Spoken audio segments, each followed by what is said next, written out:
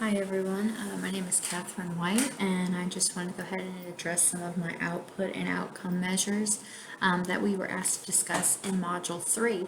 I'm going to keep this kind of short and sweet, but one of the things that I wanted to start with was pulling two quotes from our text, one addressing the output measures and one addressing the outcome measures. When it comes to the output measures, basically what Spector and Yoon argue is that the point of having these is to provide the data for a fidelity of implementation or other kind of evaluation study. And what they go on to discuss is these types of studies basically help us really kind of evaluate all of our options before we jump right in. As someone in education, and if you are familiar with this, a lot of times we just kind of jump and then we are reactive rather than proactive.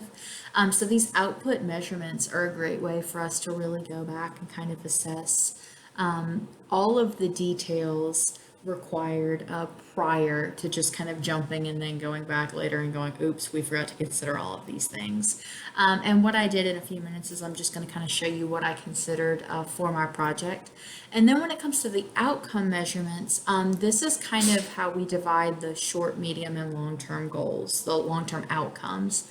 I kind of looked at this as almost like the idealistic. If we're looking at short-term and medium goals, these are what kind of things are going to happen within the next year, maybe the next 3 to 5 years. And then our long-term goals, I mean, even as it was said in the text, sometimes we won't even see the effects of those. So a lot of this is if we're going to take the time to work through this and implement this process and evaluate the effectiveness of this tool, what is the point? Why are we going to take everybody's time to kind of go through this? What are we hoping to get out of it?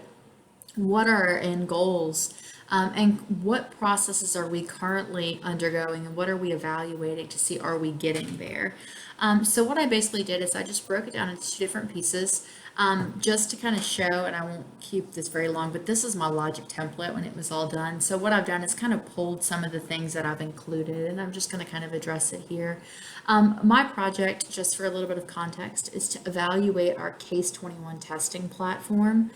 Basically, this is an online platform that helps with teachers who teach end of course state testing. Currently, I teach English 2, which is a 10th grade state tested course. And in the state of Mississippi, students are not tested at the end of grade 9. So we have a very large data gap between the end of grade 8 and the end of grade 10.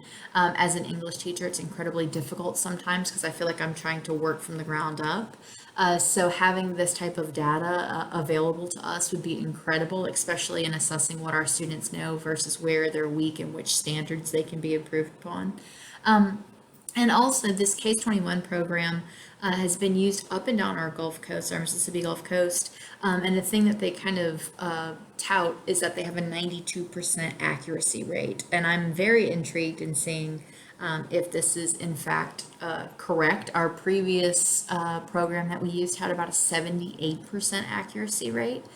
So this is definitely supposedly an increase, and that was a big part of that jump and that purchase.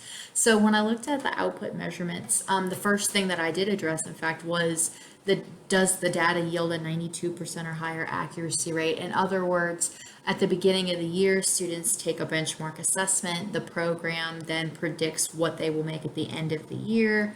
And is that prediction correct? They continuously take multiple benchmarks. They take 4 a year. And so by the end, they have one final benchmark that is supposed to be able to predict their overall score. Some other output measurements that I pulled in looking at implementing Case 21, we received no training on it, which is crazy considering how much money that they spent to get it into our district, and the amount of training we received was zip. So there's kind of a disconnect here, and that's kind of one of the goals that I have is to accurately train teachers and not only provide a one-time training but a follow-up training throughout the course of the year. So I looked at the output measurement as the percentage of attendees at the follow-up training, I brought up some post surveys, some one-on-one, having data meetings. Anybody in state tested will tell you they love to have a good data meeting. Recorded data for English 1 and English 2. I think that that would be a really valuable output, would be able to have kind of that data, that collected data, to be able to pace a student from year 9 and year 10. To look at a percentage increase in teacher-created assessments on the Case 21 platform. That's another big push on the platform, is that we can create tests and upload them into the testing platform. But because there was no training, so many teachers are hesitant to use it. They have like 80,000 test bank questions, but we don't know how to access them or use them. So I thought that alone, just a percentage increase of teacher created assessments, would show, was the training successful? Is this something that our teachers are employing to the best of their ability?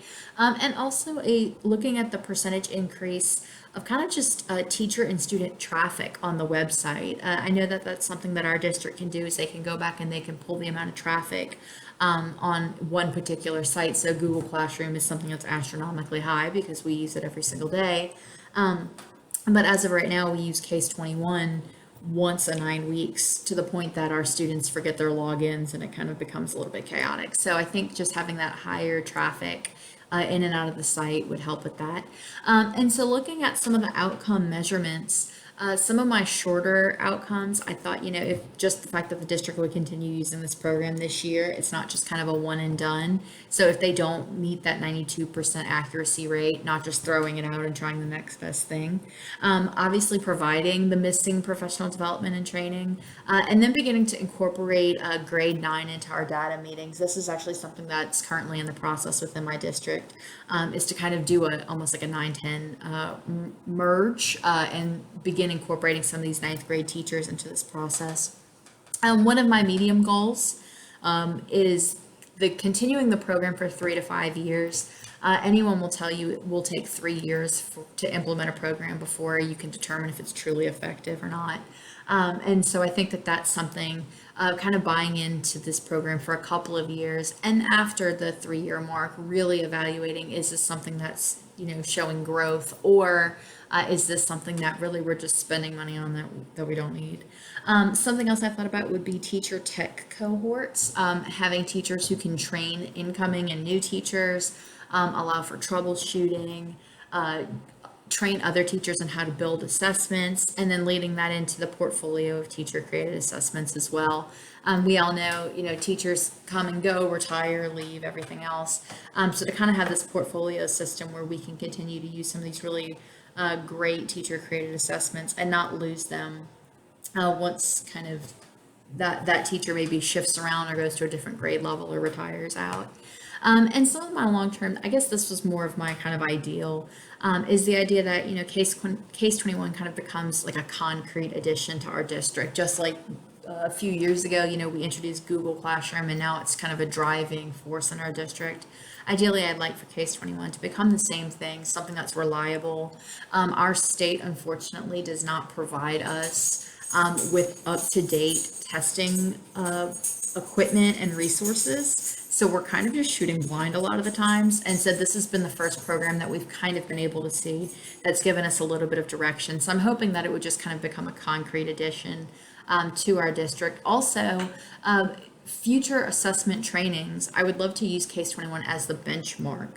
And what I mean by that is, if teachers are going to create their own test from scratch and their own test questions from scratch, they need to be able to see what these testing items should look like. And so I think that this is a big step, is kind of providing these years of resources where we can see these are our testing stems, these are the type of rigor we're looking for. And so to really use that as its own kind of benchmark. And then finally, the 9-10 merger. Currently, our ninth, there's a gap not only in skill, but our ninth grade teachers don't necessarily worry about our 10th grade end of course testing. And then it's very stressful when you're in 10th grade.